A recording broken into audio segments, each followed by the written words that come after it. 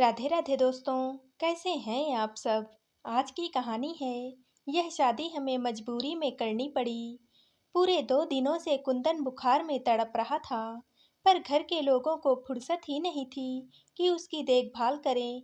यहाँ तक कि उसकी पत्नी एकता भी अपने कजिन की शादी में इस कदर से व्यस्त थी कि उसे पूरी तरह नौकरों के सहारे छोड़ दी थी।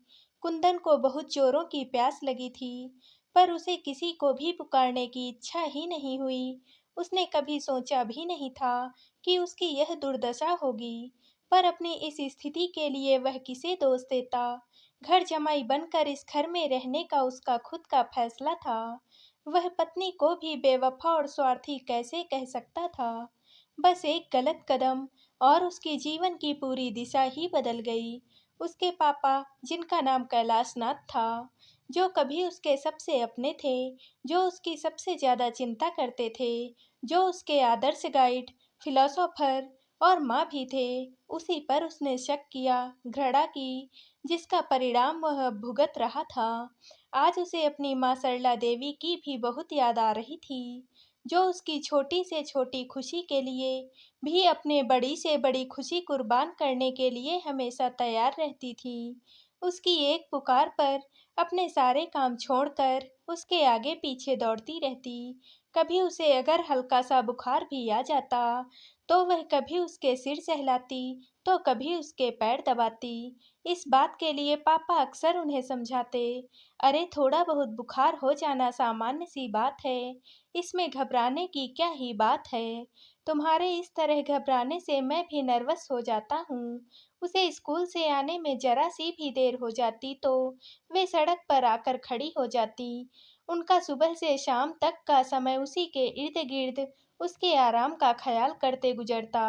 10th में जब कुंदन को 93% मार्क्स मिले, उनकी खुशी का ठिकाना ही न रहा।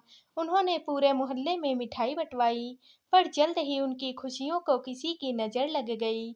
उन्हें लीवर का कैंसर हो गया। जैसे ही डॉक्टरों ने उनके जीवन को 3 महीनों में सीमित कर दिया, उन्हें सबसे ज़्यादा यही चिंता खाए जा रही थी कि उनके बाद उनके बेटे का उनकी तरह ख्याल कौन रखेगा। काफ़ी सोच समझ कर अपने बचपन की सहेली और दूर के रिश्ते से बहन सुचित्रा को अपने 5 वर्षीय बेटी वसुधा के साथ अपने पास बुलवा ली थी। सुचित्रा असमय ही विधवा हो गई थी और बेटी के साथ कोई आश्रय ढूंढ रही थी। हालात भी उसके ऐसे थे कि दोनों को एक दूसरे की जरूरत थी, इसलिए दोनों के बीच एक अपनत्व भरा रिश्ता कायम हो गया था। सरला के ऐसे दुर्भाग्यपूर्ण कठिन समय में सुचित्रा ने उसके पूरे घर परिवार को अच्छी तरह से संभाल लिया था।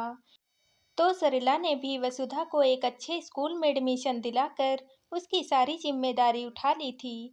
धीरे धीरे दोनों माँ बेटी उस परिवार का एक अभिन्न अंग बन गए थे। सुचित्रा को कुंदन का पूरा ख्याल रखते और पुत्रवत प्यार करते देख सरला ने उससे वादा लिया था कि उसके नहीं रहने पर वह उसके पुत्र को छोड़कर कहीं नहीं जाएगी, ताकि वह निश्चिंत होकर इस दुनिया को छोड़ सके। सुचित्रा से वादा लेने के महीने भर बाद ही वह काल के गाल में समा गई थी। सरला के नहीं रहने पर सुचित्रा ने अपना वादा निभाया। कुंदन की देखभाल के साथ साथ उसको मानसिक संबल भी दिया। उसे माँ की इच्छा पूरी करने के लिए प्रोत्साहित करती रहती। माँ के जाने के बाद कुंदन पूरी तरह से टूट गया था। माँ को भूलना अब उसके लिए आसान भी नहीं था। फिर भी उसने अपना पूरा ध्यान और शक्ति पढ़ाई में लगा दिया, क्योंकि उसे अपनी माँ की इच्छा जो पूरी करनी थी, उसकी मेहनत रंग लाई और उसका एडमिशन आईआईटी कानपुर में हो गया। कानपुर जाकर वह ऐसा पढ़ाई में रम गया कि बहुत कम ही घर आता। गांव से दादी आ गई थी उसके पापा की देखभाल के लिए, पर माँ की मृत्यु ने उसके पापा को भी मानसिक रूप से पूरी तरह से तोड़कर बिखेर दिया था। फिर भी वह कुंदन की देखभाल और उसकी ज़रूरतों को पूरा करने के लिए पहले से ज़्यादा तत्पर रहते। एक सुचित्रा मौसी ही थी, जो कुल जमा 3 सदस्यों के बीच कड़ियाँ जोड़ती रहती। जब वह इंजीनियरिंग के फाइनल ईयर में था उसे पटना में रहने वाले उसके एक दोस्त कुणाल ने सूचित किया कि उसके पापा ने सुचित्रा मौसी से शादी कर ली है। सुनते ही दुख, क्षोभ और घृणा से उसका सर्वांग थरथरा उठा। इतनी बड़ी बात हो गई और पापा ने उसे बताना भी जरूरी नहीं समझा। वो तो उसके सबसे अपने थे, फिर उसे इतना पराया क्यों कर दिया कि उससे पूछना भी उन्होंने जरूरी नहीं समझा। उसके अंदर अब उथल-पुथल सी मची हुई थी। फिर भी उसने पापा को फ़ोन नहीं किया। 2 दिनों के बाद उसे पापा का भेजा हुआ लिफाफा मिला। उसे समझते देर नहीं लगी कि फ़ोन से बोलने की हिम्मत नहीं हुई, तो लिख कर भेजा है। गुस्से में उसने लिफाफे के टुकड़े-टुकड़े करके डस्टबिन में डाल दिया। रात भर माँ को याद कर के निःशब्द रोता रहा। दूसरे दिन ही मन फैसला कर लिया कि वह अब कभी भी लौटकर पटना नहीं जाएगा। पापा ने उसे समझाने की भी बहुत कोशिश की। कानपुर तक आए, वह मौन साधे बैठा रहा। पापा ने उसे बहुत समझाया कि इस शादी से तुम्हारे जीवन में कोई अंतर नहीं आया है। सब कुछ पहले जैसा ही है। आज भी हम दोनों तुम्हारे उतने ही अपने हैं, जितना कि इस शादी से पहले थे। पर वह नहीं माना तो नहीं माना। पापा के शादी करते ही उसे वह घर पराया लगने लगा था। जिस सुचित्रा मौसी में कभी उसे माँ के दर्शन होते थे, अब छलनामयी विमाता नजर आने लगी थी। फाइनल ईयर का रिजल्ट आते ही उसे नौकरी भी मिल गई थी। बिना घर पर सूचित किए वह रांची आ गया था। घर के सभी लोग परेशान थे। वह भी काफी अकेला और दुखी रहने लगा था। उसी दौरान अपने साथ काम करने वाले विवेक से कुछ ज्यादा ही जुड़ गया था। विवेक के घर उसे पनाह मिली। विवेक की माँ के लिए वह बहुत जल्दी अपने बेटों से भी प्यारा हो गया। फिर तो विवेक की माँ राधिका देवी ने झटपट इस बेशकीमती नगीने को अपनी बेटी एकता की अंगूठी में जड़ने में देर नहीं लगाई। पहले तो घर बैठे बिना किसी दान दहेज के मिले इस दामाद को उस घर में खूब मान सम्मान और प्रेम मिला। एकता भी खुश रहती। ससुराल की वर्जनाओं से मुक्त यहाँ घूमने फिरने की पूरी आजादी थी। कुंदन ने भी सहर्ष वहीं रहने का फैसला ले लिया। पर जल्द ही कुंदन को एहसास होने लगा था कि घर में चाहे वह जितना भी खर्च करे, उसका मान सम्मान घर के बेटों सा नहीं था। साथ ही मायके में रहने के कारण पत्नी का बड़बोलापन भी बढ़ रहा था। कुंदन की देखभाल और ख्याल रखने के बदले उसे अपने बनाव, श्रृंगार और शॉपिंग की धुन रहती। दिनों दिन उसके मौज मस्ती की सीमाएं भी बढ़ती जा रही थीं। नए नए आधुनिक ढंग के कपड़े, गहनों पर उसका ज्यादा ही ध्यान रहता था। पति उसके लिए बस पैसा कमाने की मशीन मात्र था। सासू माँ, जो कि पहले उसकी माँ होने का दावा करती थी, अब उसे सुनाना शुरू कर दिया था कि हमेशा घर में रहने वाले की रोज रोज आओ भगत तो हो नहीं सकती। कुंदन को आओ भगत की चिंता नहीं थी। उसे तो उसी प्यार की तलाश थी जो उसके माँ पापा कभी उससे किया करते थे। धीरे धीरे सबके दिल में उसके लिए प्यार घटते ही जा रहा था। अब तो स्थिति भी यह हो गई थी कि बीमार होने पर भी किसी के पास समय नहीं होता था कि उसकी देखभाल करें। अब कुंदन को भी लगने लगा था कि अपने पैरों पर स्वयं ही उसने कुल्हाड़ी मारी है। तभी अपनी पत्नी एकता की आवाज सुनकर उसकी तंद्रा भंग हुई। वह रामू से कह रही थी, साहब उठें तो उनसे पूछ कर दवा और खाना दोनों खिला देना।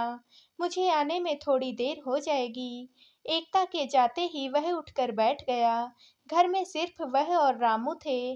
अचानक उसके मन में अपने पापा और सुचित्रा मौसी की स्मृति मुखर होने लगी। उनका प्यार याद कर उसका मन विकल हो उठा। वह तुरंत उठकर कपड़े बदलकर और कुछ कपड़े बैग में डालकर ड्राइवर को गाड़ी निकालने के लिए बोला। अब और अपमान का दंश झेलना उसे गंवारा नहीं था। ऑफिस से पूरे 1 महीने की छुट्टी ले उसी समय पटना के लिए रवाना हो गया। रात भर के सफर के बाद वह पटना भी पहुंच गया। जैसे ही गेट खोलकर अंदर आया, तो सामने ही पथरीले आंगन में बैठी सुचित्रा मौसी चावल बिन रही थी।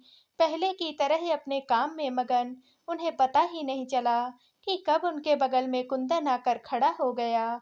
जैसे ही उसने झुककर मौसी के चरण स्पर्श किए, वे चौंक कर सिर उठाई, तो सामने कुंदन को देखकर थोड़ी देर के लिए एकटक देखती ही रह गई।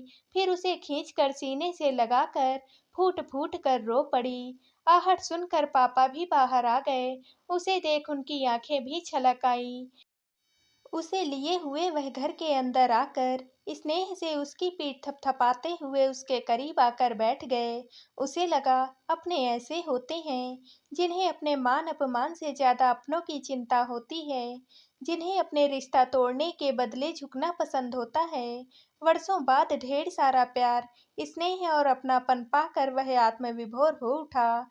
घर आकर अब उसे बेहद शांति का अनुभव हुआ। जीवन में मिले अपमान, ठोकरें और बेगानेपन ने उसे अपनों का महत्व समझा दिया था। रात में खाना खाने के बाद जब मौसी ने उसका बिस्तर उसके उसी पुराने चिर परिचित कमरे में लगवा दिया, वह सारा काम समाप्त कर उसके सिरहाने आ बैठी। पहले की तरह ही सिर सहलाते हुए बोली, मैं जानती हूँ कि मैं ही तुम्हारी अपराधी हूँ, पर तुम मेरा विश्वास करो, यह शादी हमें मजबूरी में करनी पड़ी। सरला दीदी के गुजर जाने के बाद आस पड़ोस के लोगों के शर्मनाक फब्तियों ने हमारा जीना मुहाल कर दिया था। खुलेआम लोग हमें बदनाम कर रहे थे। वसुधा को भी तानों उलाहनों से लोग परेशान कर रहे थे। हमारी समझ में ही नहीं आ रहा था कि क्या करें। हम दोनों माँ बेटी इस घर में पूरी तरह सुरक्षित थे। तुम्हारे पिता के लिए भी अपना घर और नौकरी दोनों इस उम्र में संभालना मुश्किल था। इसलिए ही हम दोनों ने शादी का फैसला लिया। हमारे इस फैसले को तुम समझ नहीं सके और तुमने घर छोड़ दिया। तब से मैं तुम्हारा ही इंतजार कर रही थी। अगर तुम नहीं चाहोगे तो चाहे मुझे जितनी भी कठिनाइयां झेलनी पड़े, मैं इस घर में नहीं रहूंगी। वसुधा को साथ लेकर घर छोड़ दूंगी, पर अब तुम्हें इस घर से जाने नहीं दूंगी। मैंने सरला दीदी को वचन दिया था, तुम्हारी खुशियों का पूरा ख्याल रखूंगी। फिर भला मैं कैसे तुम्हारी खुशियों के आड़े आ सकती हूँ। उनकी आंखों से उनका वात्सल्य आंसुओं के रूप में उमड़ पड़ा। थोड़ी देर तक वह निःशब्द रोती रही। जब उठकर जाने लगी तब कुंदन ने उनका हाथ थामते हुए कहा, मौसी, क्या आप अपने इस नालायक बेटे को एक बार माफ नहीं कर सकती? मैं वादा करता हूँ आगे से आपको कोई भी शिकायत का मौका नहीं दूंगा। मैंने एक और गलती की है, बिना आप लोगों को बताए मैंने भी शादी कर ली। आशा है आप दोनों मुझे माफ करेंगे। अरे सच, मेरी बहू को कहाँ छोड़ आए? उसे साथ क्यों नहीं लाए? जाने कब से दरवाजे पर खड़े उन दोनों की बातें सुनते उसके पापा कमरे के अंदर आ गए। पहले अपना ट्रांसफर तो पटना करवा लूं, फिर हमारा पूरा परिवार साथ रहेगा। फिर तो देर तक आपस में घर परिवार और बहू की बातें होती रहीं। जब सब सोने चले गए, वह बैठा एकता को मैसेज भेज रहा था, अब मैं लौटकर घर जमाई बनने तुम्हारे घर नहीं आऊंगा। अगर तुम मेरे साथ मेरे घर की बहू बनकर रहना चाहती हो, तो तुम्हें अब पटना आकर मेरे पास ही रहना होगा, मेरे माता पिता के साथ, वरना तो आगे तुम खुद ही समझदार हो। तो दोस्तों, आप सबको ये कहानी कैसी लगी? कमेंट करके ज़रूर बताइएगा और वीडियो को लाइक व शेयर कीजिएगा। दोस्तों, अगर आप इस चैनल पर नए हैं और आपने अभी तक हमारे चैनल को सब्सक्राइब नहीं किया है, तो प्लीज़ चैनल को सब्सक्राइब कर लीजिए। दोस्तों, कल मिलते हैं एक और नई कहानी के साथ। आप सभी का बहुत बहुत धन्यवाद।